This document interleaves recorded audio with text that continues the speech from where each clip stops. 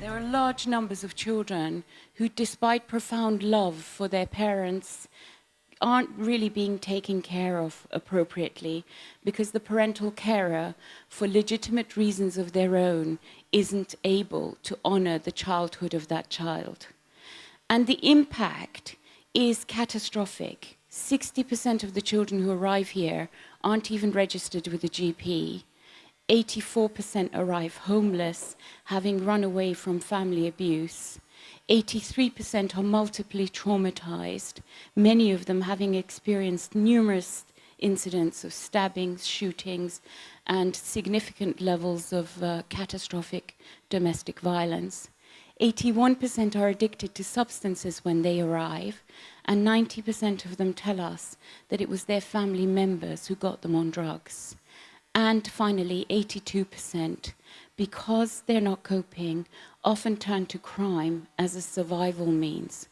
I haven't yet, in 14 years of running Kids Company, come across a child who chose to be a criminal.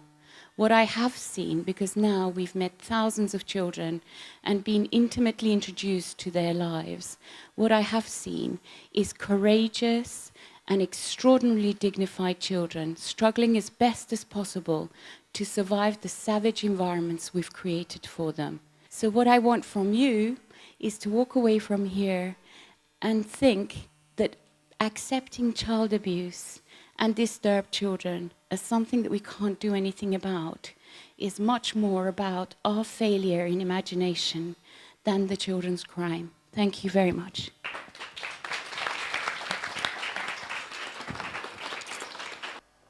I was shocked, as I think virtually everyone in the whole country was shocked, to see the figures coming out from UNICEF a couple of years ago now, showing that we were absolutely at the bottom of the child well-being in I think it's 21 or 22 richest countries in the world. Households who are problem users of alcohol or drugs account for no fewer than 1.5 million children in this country. So it's no good piling money into those households willy-nilly, because that money will simply never get to the intended recipient, the child. So, in conclusion, in this opening remarks, we have a long, long way to go if we are going to succeed in this country in making sure that our children have the levels of well-being that are seen in other countries, rich countries of the world.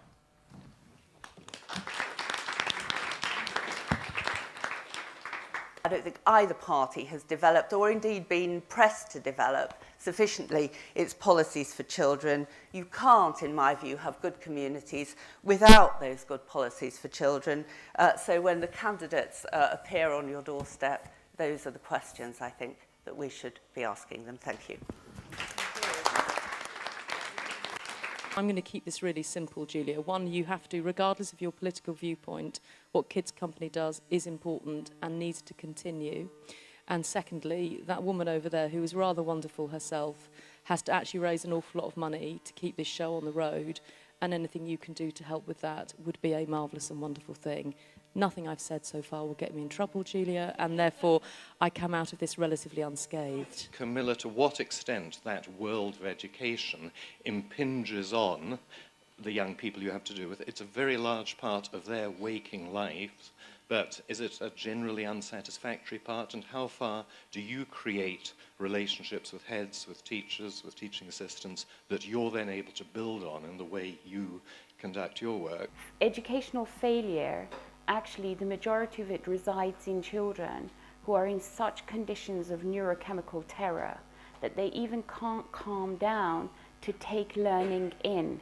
And it's not until we help children through robust care to achieve the emotional and physiological equilibrium that they need, i.e. to be still enough to engage in learning, that we're going to be able to address this. So what I'm saying to you is what you have on offer is great, but not for the kind of kids I've got when they first come to us. I wanted to ask the panel what you think we should be doing in terms of public policy, in terms of charity, in terms of contributions or examples. People mentioned Sweden a few times already. What we should be doing to help parents become better parents. Just to revert to the first point, and helping those parents be good parents should be an important element. You mentioned just now that we have a huge gap when it comes to the under skills, quote unquote. But then the welfare to work system that you championed created a model that was very, very, very much performance related. So you weren't going to get paid, well, the large contractors, whatever, you weren't going to get paid if you didn't get someone into work. So how would you allow for the upskilling of young people if people that are getting paid to look after them have to get them to work very, very quickly? If I can commit a billion or a short billion, because we diverted the Train to Gain funding towards the youngsters, 18 to 25-year-olds, 16 to 25-year-olds actually. And the idea was that those who can't find a job would go to a provider, and the provider would then make sure the next thing they did was going to be make them more employable. I'm going to ask you all to say really one closing remark, which is at the end of the next Parliament, whatever the hue of it is, what will success have looked like in regards to children and community? I'd like to go back to the point that Camilla was talking about at the beginning, where she was talking about her centre and how she wanted the support for that. It would be a sign of real success if we were able to spread these kind of models at, frankly, a fraction of the cost that it would be if it was done through the kind of a statist approach. My dream would be that we get round to having an intellectual shift. The reason the majority of these programs are not working is because we haven't really thought about what makes a child disturbed. If we could just really think and stop punishing these children for their disturbance, really think, how does disturbance get created?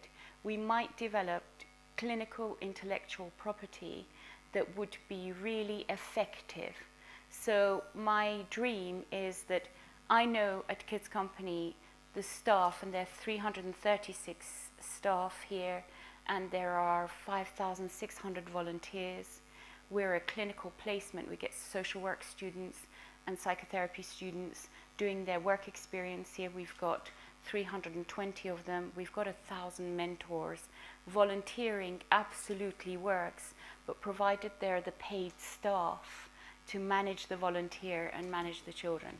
So I'll do volunteering for you. I'll do holistic work, but give me the money. I would like to thank Read in Partnership. I think they are one of the most interesting and innovative businesses working in this area. I'm sure you're well acquainted with their work. Thank you very much to Mary Riddell, David Freud, Lord Freud, and Camila Batmanghelidjh, and to you. Thank you. Sorry.